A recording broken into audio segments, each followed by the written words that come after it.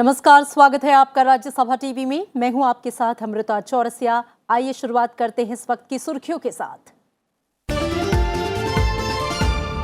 7वें चरण के लिए प्रचार में जुटे दिग्गज। मध्य प्रदेश, हिमाचल और पंजाब की रैलियों में प्रधानमंत्री का कांग्रेस पर निशाना। कहा, हुआ तो हुआ बयान दिखाता है कांग्रेस का अहंकार। यूपीए सरकार पर सेना की जरूरतों की अनदेखी का लगाया आरोप।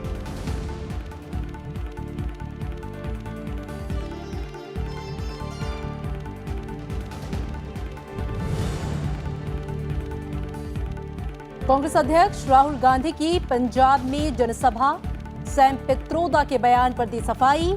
कहा, पित्रोदा का बयान शर्मनाक, देश से मांगनी चाहिए माफी। गोरखपुर और गाजीपुर में एसपी बीएसपी आरएलडी की साझा रैली। मायावती ने कहा, गलत नीतियों के चलते कांग्रेस जैसा होगा बीजेपी का हाल।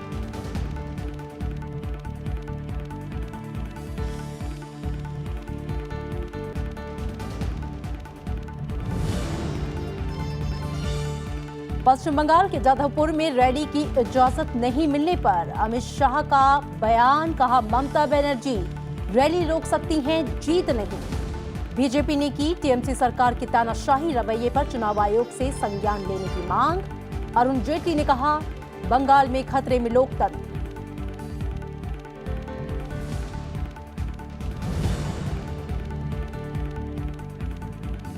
अप्रैल में मामूली बढ़त के साथ 2.92% रही खुदरा महंगाई दर। सब्जियों और खाने पीने की चीजों की कीमतों में दिखी तेजी।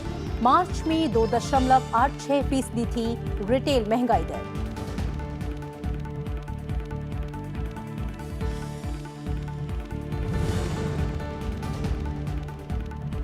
और गरीबी दूर करने और शहरी और ग्रामीण क्षेत्र के बीच दूरियां कम करने के लिए नई और व्यवहारिक सोच की जरूरत। दिल्ली में आईसीएसएसआर के स्वर्ण जयंती समारोह में उपराष्ट्रपति का संबोधन। कहा, सामाजिक समानता और लैंगिक संवेदनशीलता प्रभावशाली विकास के लिए जरूरी।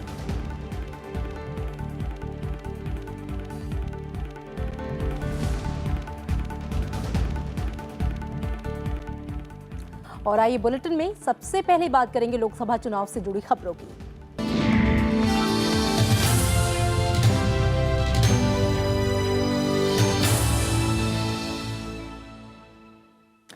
लोकसभा चुनाव के 7वें और अंतिम चरण के लिए प्रचार अपने चरम पर है।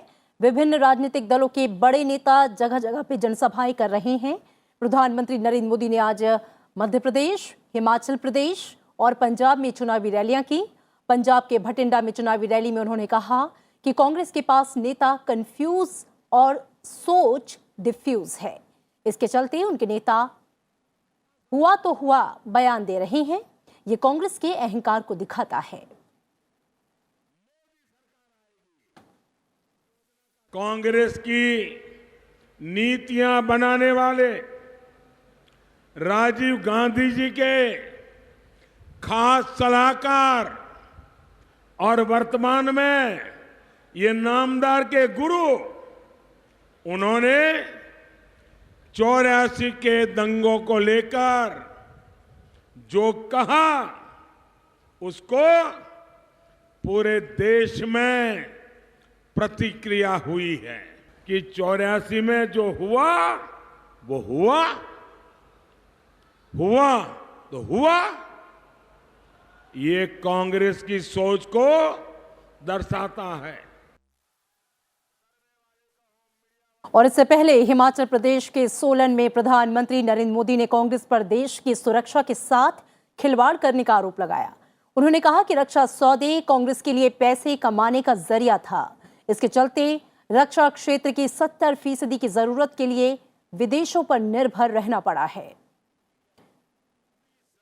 वहीं आज मध्य प्रदेश के रतलाम में जनसभा को संबोधित करते हुए उन्होंने कहा कि कांग्रेस की नीतियों की वजह से देश की सुरक्षा खतरे में रही। प्रधानमंत्री ने कहा कि कांग्रेस की 4 पीढ़ियों ने आदिवासियों का ध्यान ही नहीं था। उनकी सोच है, हुआ तो हुआ।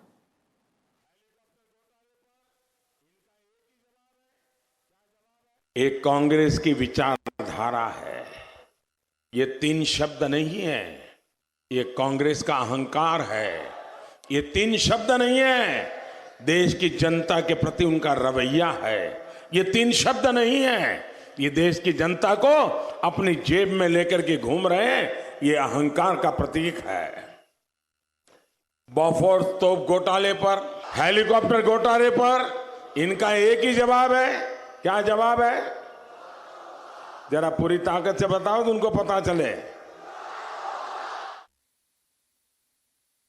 और बीजेपी अध्यक्ष अमित शाह ने आज पश्चिम बंगाल के दक्षिण और उत्तर 24 परगना में चुनावी रैलियों को संबोधित किया। इस मौके पर उन्होंने जाधवपुर में रैली की इजाजत नहीं मिलने पर टीएमसी सरकार पर हमला बोला। उन्होंने कहा कि टीएमसी उन्हें रैलियां करने से रोक सकती है, लेकिन बीजेपी को जीतने से नहीं रोक सकती। अमित शाह ने कहा कि अगर लोगों को बंगाल का गौरव बहाल करना है तो उन्हें टीएमसी को हराना होगा, जो घुसपैठियों को पनाह दे रही है।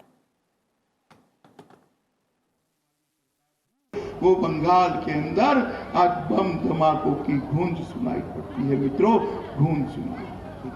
ये ममता दीदी ने सोनार बांग्ला को कंगाल बांग्ला बना दिया है। कंगाल बांग्ला। सिंडिकेट से मुक्ति केवल और केवल नरेंद्र मोदी जी और भारतीय जनता पार्टी दिला सकते हैं। पहले सिटीजनशिप अमेंडमेंट बिल लाएंगे, सारे हिंदू, सिख, बौद्ध, जैन, क्रिश्चियन शरणार्थी को नागरिक बनाएंगे और उसके बाद एनआरसी लाकर एक घुसपैठिए को चुन चुन कर निकालने का काम करेंगे। बीजेपी अध्यक्ष अमित शाह को पश्चिम बंगाल के जाधवपुर जिले में रैली करने की अनुमति नहीं मिली है। बीजेपी ने इस मामले में चुनाव आयोग से संज्ञान लेने की मांग की है। पश्चिम बंगाल में लोकसभा चुनाव के आखिरी चरण में 9 सीटों पर 19 मई को मतदान होना है। हालांकि टीएमसी ने रैली रोकने के आरोपों को खारिज किया है। इस रैली को इन्होंने इजाजत नहीं दी। फिर हेलीकॉप्टर उतरने की परमिशन दी थी, तो हमारे लोगों ने सोचा हेलीकॉप्टर उतारेंगे, लेकिन कल रात 11:30 बजे हेलीकॉप्टर की परमिशन भी मना किया। यह लोकतंत्र की हत्या है। चुनाव आयोग को स्वयं संज्ञान लेना चाहिए। अगर चुनाव में प्रमुख नेताओं की रैलियां भी नहीं करने देंगे तो फिर चुनाव क्या मतलब है। और केंद्रीय वित्त मंत्री और बीजेपी के वरिष्ठ नेता अरुण जेटली ने विपक्षी दलों पर निशाना साधा है। अपने ब्लॉग में ममता बनर्जी की आलोचना करते हुए अरुण जेटली ने लिखा कि पश्चिम बंगाल में लोकतंत्र खतरे में है। विपक्षी दलों के कार्यकर्ताओं की हत्या हो रही है, उम्मीदवारों पर हमले हो रहे हैं और पोलिंग बूथ पर कब्जा हो रहा है। साथ ही विपक्षी दलों के नेताओं को रैलियां भी नहीं करने दी जा रही है। अरुण जेटली ने अपने ब्लॉग में बीएसपी प्रमुख मायावती पर भी निशाना साधा। प्रधानमंत्री नरेंद्र मोदी पर मायावती के विवादित बयान को लेकर उन्होंने कहा कि बीएसपी अध्यक्ष सार्वजनिक जीवन में पूरी तरह अनफिट हो चुकी हैं। साथ ही उन्होंने वामपंथी दलों पर भी सवाल उठाए हैं।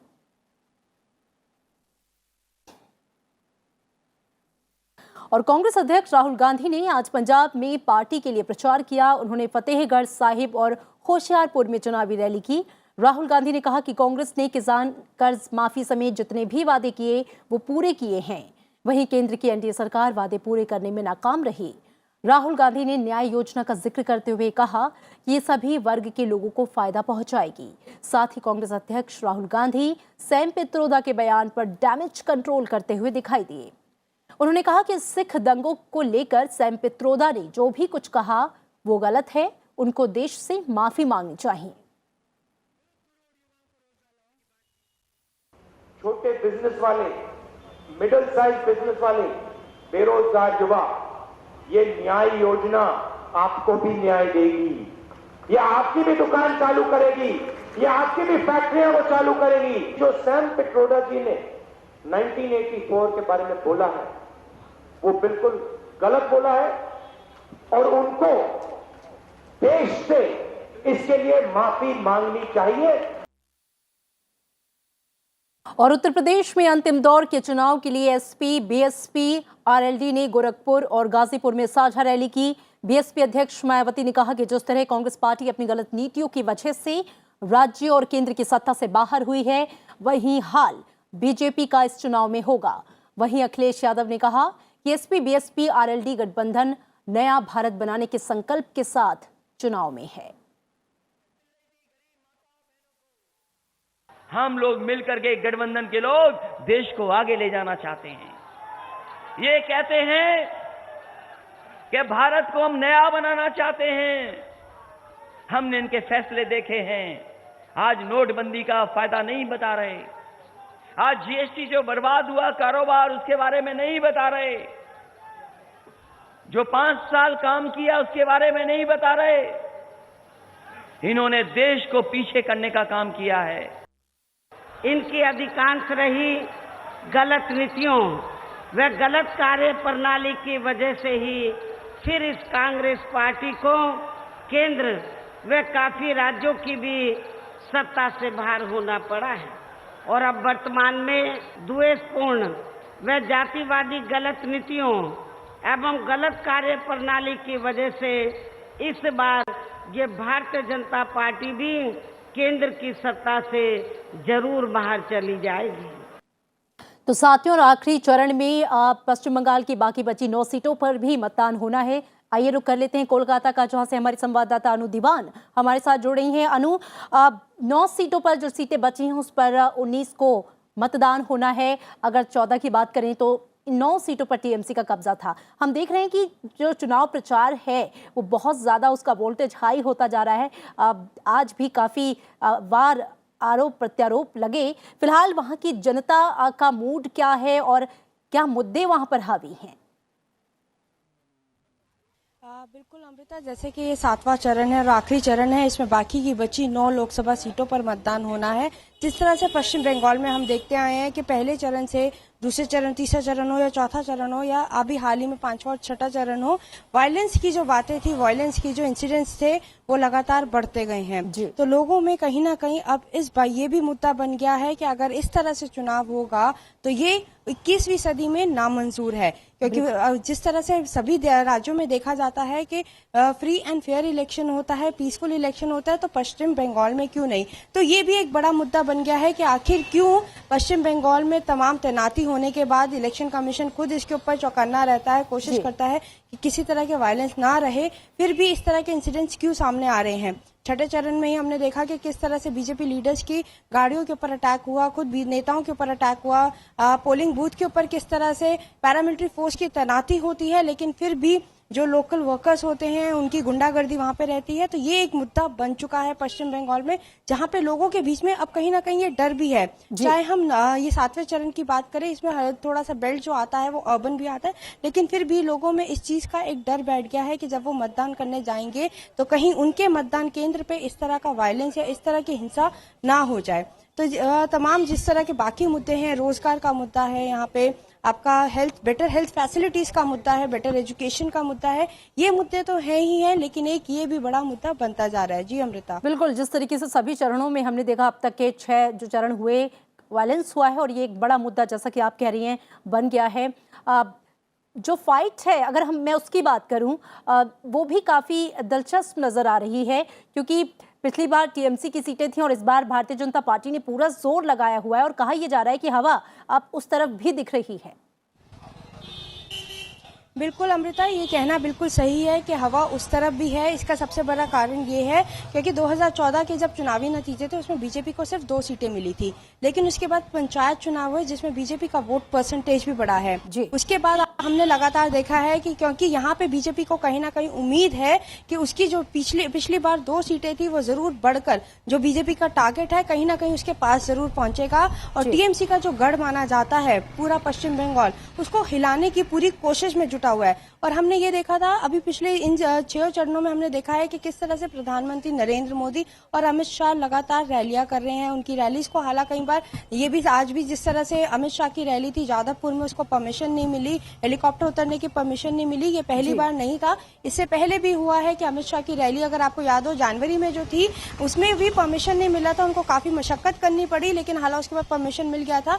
लेकिन आज की रैली में उनको परमिशन नहीं मिली थी। इससे पहले योगी आदित्यनाथ थे, वो प्रचार करने जब बंगाल आए थे तो उनको भी अंदर आने से रोक दिया गया था।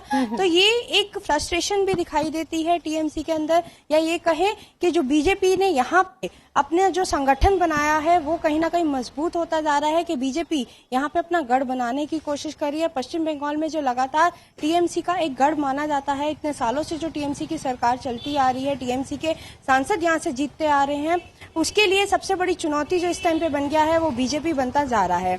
और ये जो इस बार का चुनाव है, ये टीएमसी, बीजेपी, सीपीआईएम और कांग्रेस के बीच में तो है ही है, लेकिन जहां टीएमसी की भी देखा जा रहा है तो टीएमसी अपनी सबसे बड़ी चुनौती जो है इस समय नरेंद्र मोदी को मान रही है। और अगर यहाँ पे बात करें तो इस बार का यहाँ का लोकसभा का चुनाव दीदी वर्सेस मोदी हो गया है। बिल्कुल, जिस तरह से रैलियां और जिस तरह से भाषण, आरोप प्रत्यारोप हो रहे हैं, बिल्कुल आपने सही कहा, दीदी वर्सेस मोदी इस बार पश्चिम बंगाल में चुनाव। अगर मैं जनता की बात करूं, आपकी बात हुई होगी, लोग किन मुद्दों को अपने जहन में रखे हुए हैं, किन मुद्दों को तरजीह दे रहे हैं, जिसे लेकर वो वोट करने के लिए निकल रहे हैं या अगले चरण में भी निकलेंगे?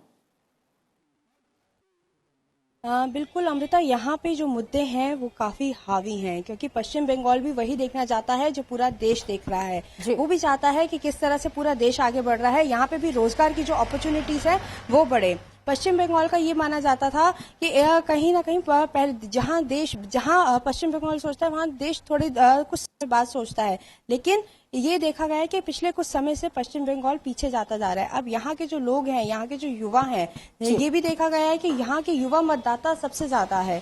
तो उनमें एक चीज है कि उनको बेटर जॉब अपॉर्चुनिटीज चाहिए, यहाँ पे बेटर हेल्थ फैसिलिटीज चाहिए, बेटर एजुकेशन चाहिए, जिससे कि वो अपने भविष्य को उज्जवल कर सके।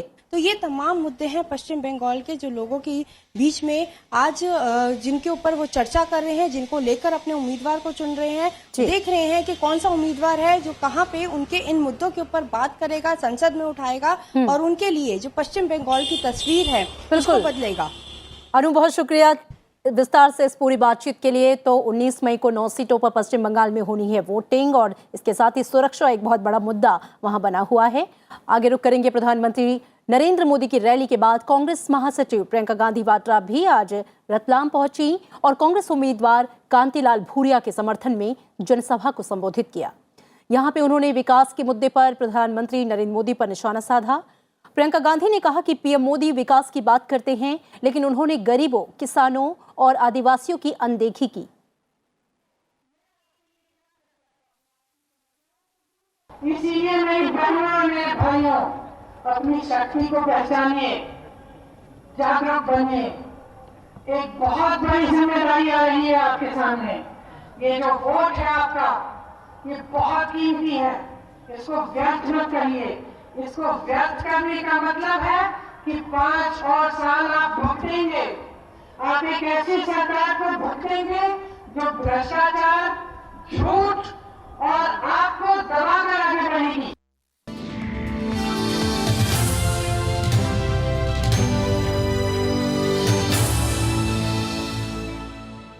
और अब देश की कुछ और अहम खबरें।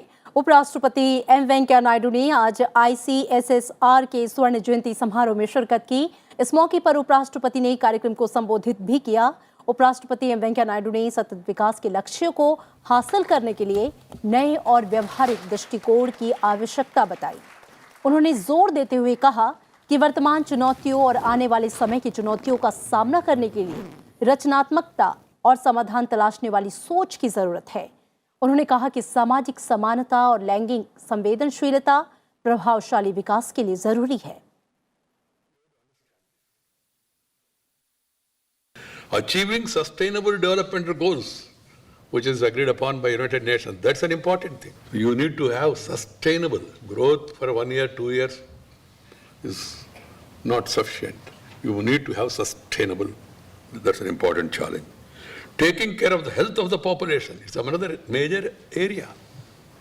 Because a healthy nation can become a wealthy nation. It cannot be vice versa. A wealthy person, no guarantee will become a healthy person. So you need to have a practical approach Researchers should come out with out-of-box and innovative solutions to address the pressing problems confronting the world at large. Vasudhaiva Kutumbakam. उपराष्ट्रपति ने कहा कि विज्ञान और तकनीकी शोध और नवाचार लोगों की जीविका को बेहतर बनाने के लिए होना चाहिए। उपराष्ट्रपति वेंकैया नायडू ने शोधकर्ताओं का आह्वान किया है कि वे विश्व की ज्वलंत समस्याओं के समाधान के लिए नई विचारधारा और सोच के साथ आगे आएं। आज नई दिल्ली में भारतीय सामाजिक विज्ञान अनुसंधान परिषद के स्वर्ण जयंती समारोह में उन्होंने कहा कि सतत विकास के लक्ष्य को हासिल करने, लोगों के स्वास्थ्य की देखभाल, गरीबी उन्मूलन, इन सब के लिए आगे आना होगा। साथ ही उन्होंने कहा कि शहरी ग्रामीण भेदभाव को कम करने और कृषि क्षेत्र की चुनौतियों का सामना करने के लिए नए और व्यवहारिक दृष्टिकोण की आवश्यकता है। We have to come out with such these things where reaching the unreached, funding the unfunded, recognizing the unrecognized, identifying the problems, addressing the problems without delay, without middleman, without corruption. All these things are very much required. Critical research in the areas would certainly provide new insights to the policy makers and the government. The challenges of today and emerging challenges of tomorrow need creativity, design thinking, and a solution-seeking mindset and competence. और ICICI bank की पूर्व मुख्य कार्यकारी अधिकारी Chanda Kochhar ICICI Videocon bankers धोखाधड़ी और धनशोधन से जुड़े मामले में आज प्रवर्तन निदेशालय के सामने पेश हुई। कोचर पर बैंकर्स धोखाधड़ी और धनशोधन के आरोप में मुकदमा दर्ज है। ईडी ने चंदा कोचर, उनके परिवार और वीडियोकॉन समूह के वेणुगोपाल धुत के मुंबई और औरंगाबाद ठिकानों पर छापेमारी की थी।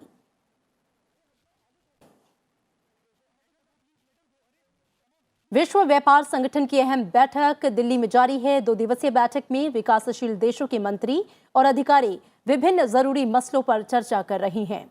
2 दिन की ये बैठक ऐसे समय में हो रही है जब नियम आधारित बहुपक्षीय व्यापार को चुनौती मिल रही है। अमेरिका चीन के बीच ट्रेड वार तो जारी है। भारत, अमेरिका और कई अन्य देशों में टैरिफ को लेकर उलझन बनी हुई है।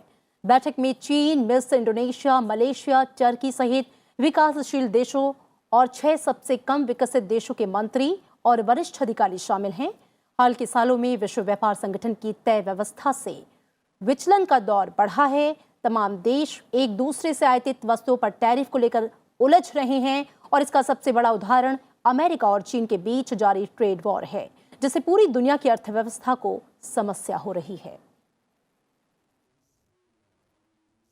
और अप्रैल में खुदरा महंगाई दर मामूली बढ़त के साथ 2.92% पर आ गई है। मार्च में खुदरा महंगाई 2.86% पर थी। इसकी बड़ी वजह फल, सब्जियों और खाद्य पदार्थों की कीमत में तेजी रही।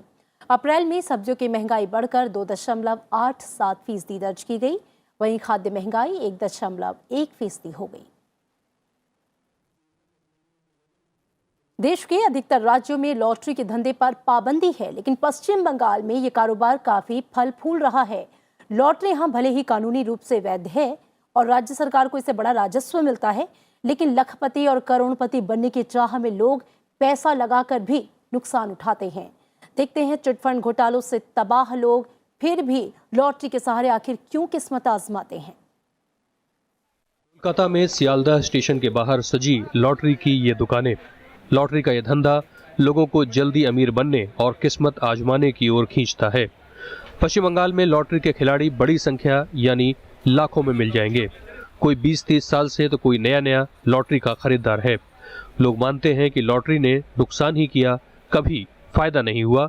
फिर भी लोग गाढ़ी कमाई से लेकर दैनिक मजदूरी के पैसे भी इस जुए में लगाते हैं। रिक्शा वाला लोग वो भी लेके आ रहा है, वैन भी चला के आ रहा है, वो भी खरीद ले रहा है, खेल रहा है उसमें। हाँ, सबको किस्मत आजमाना है। मोतिया बिक्री करता है इसमें, यहाँ पे वो भी खेलता है, 20 का 30 का लगा लेता है। जिसका नसीब में, जिसका तकदीर में अभी है वो तो खेलेगा, फंसेगा जरूर।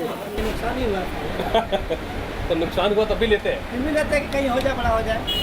अच्छा, बड़ा होने का कम सोचते हैं कहीं हो जाए, 2 साल लेते रहते हैं। हुआ फायदा हुआ, नुकसान हुआ फायदा तो नुकसान हुआ तो अभी खेलते हो, क्यों खेलते हैं? खेलता है, नसीब में तो हो ही जाएगा, एक दिन तो हो जाएगा, उसी के लेके काटता है। अच्छा, किस्मत काम करेगा कभी ना कभी तो। कभी ना, ये तो जरूर बात है ना। कहीं 100 रुपए के टिकट पर करोड़पति बनने का सपना, तो कहीं कुछ घंटों बाद आने वाले लॉटरी के नतीजों में कुछ हजार पाने की चाह। लॉटरी का फितूर ऐसा कि क्या अमीर, क्या गरीब और क्या सरकारी कर्मचारी, अधिकतर लोग कमाई का कुछ हिस्सा इसमें लगाते जाते हैं। दुर्गा पूजा या त्योहारों में तो ये धंधा परवान चढ़ जाता है। ये तब है जबकि चिट फंड में लोग पहले ही अपने हाथ जला चुके हैं। जानकार बताते हैं कि बंगाल से लेकर पूर्वोत्तर के कई राज्यों में लॉटरी का चलन ज्यादा ही है। लॉटरी में आपको क्या लगता है? तो उसको सभी का ये है कि आप ओवरनाइट हमको अमीर बनना है।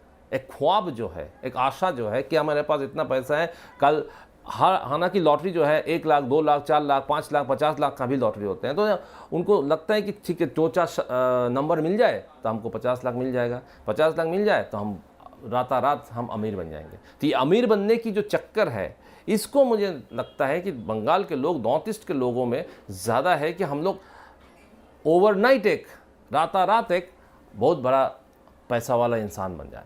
लॉटरी वैसे तो केरल, महाराष्ट्र और गोवा से लेकर 10 राज्यों से ज्यादा में प्रचलित है, लेकिन पश्चिम बंगाल सरकार का राजस्व और राज्यों की तुलना में लॉटरी से सबसे ज्यादा है।